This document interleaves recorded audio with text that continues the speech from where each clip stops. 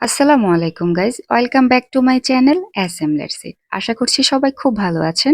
আবারও আপনাদের মাঝে আরেকটি রেসিপি নিয়ে এসেছি। আজকে আপনাদের সাথে শেয়ার করব একটি স্ন্যাক্স আইটেম।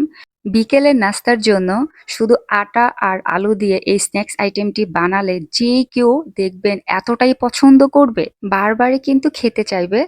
প্রথমে এখানে আমি 1 কাপ ময়দা নিয়েছি, দিয়ে দিচ্ছি পরিমাণ মতো লবণ, দিয়ে দিচ্ছি হাফ চা চামচ চিনি, তারপর 1 চা চামচ রান্নার রেগুলার তেল দিয়ে ভালোভাবে হাত দিয়ে মিক্সড করে নিব, যতক্ষণ না পর্যন্ত তেলটার সাথে ময়দাটা ভালোভাবে মিক্সড না হচ্ছে। তারপর অল্প অল্প করে পানি দিয়ে ডোটাকে তৈরি করে নিব। ধরেই কিন্তু একসাথে বেশি পানি দিবেন না, না হলে কিন্তু একদম নরম হয়ে যাবে।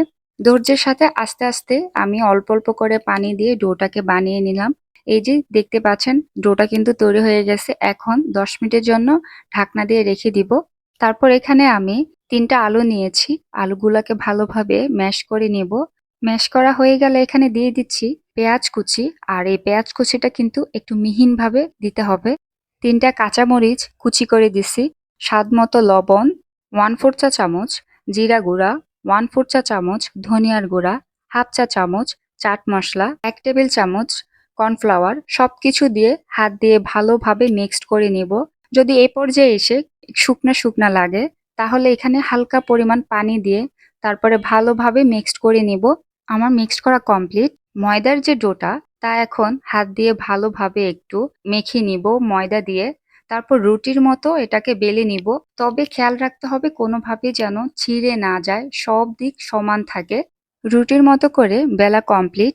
এখানে এখন আলুর যে ভর্তাটা করেছি তা উপর দিয়ে ভালোভাবে ছড়িয়ে দিব, কোনো পাশে যেন কমতি না থাকে, সমানভাবে ছড়িয়ে ছিটিয়ে দিয়ে ভালোভাবে চাপ দিব। আমার কিন্তু আলুটা এখানে সেট করা কমপ্লিট। এখন এক পাশ থেকে ধীরে ধীরে ভাঁজ করে নিয়ে আসবো। যেভাবে রোল বানাই সেম ওইভাবেই কিন্তু ভাঁজ করে নিব।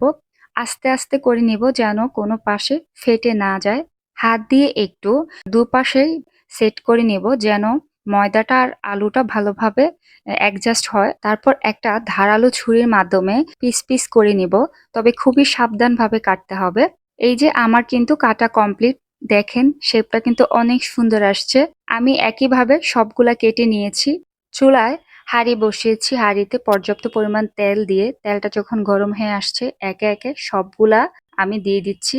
তো আমি একটা কড়াইতে সবগুলা দিয়ে দিছি, আস্তে আস্তেই হয়ে যাবে। তবে ধরেই একদম হাই হিটে দিবেন না, তেলটা যখন মিডিয়াম গরম হবে তখনই দিয়ে দিব। 7-8 মিনিট ভাজার পরে আমি আরেকটা পাশ উল্টিয়ে দিচ্ছি। এভাবে করে 2 পাশ ভেজে নেব। তবে যতক্ষণ না পর্যন্ত একটা লালচে ভাব না আসবে ততটা সময় ধরেই ভাজতে থাকবো। আমার কিন্তু ভাজা কমপ্লিট। এই যে দেখেন কালারটা কতটা চেঞ্জ হয়ে গেছে। এটা দেখতে যতটা লোভনীয় লাগতেছে, খেতেও কিন্তু অসম্ভব মজার। বিকালবেলা চায়ের সাথে একদম জমে যাওয়ার মতো। আশা করতেছি আজকের এই রেসিপিটা আপনাদের কাছে ভালো লেগেছে। যদি ভালো লেগে থাকে অবশ্যই ট্রাই করবেন। আমার চ্যানেলটা যদি সাবস্ক্রাইব না করে থাকেন, সাবস্ক্রাইব করে লাইক কমেন্ট করে আমার সাথে থাকবেন। আজকে এই পর্যন্তই। সবাই ভালো থাকবেন। আল্লাহ হাফেজ।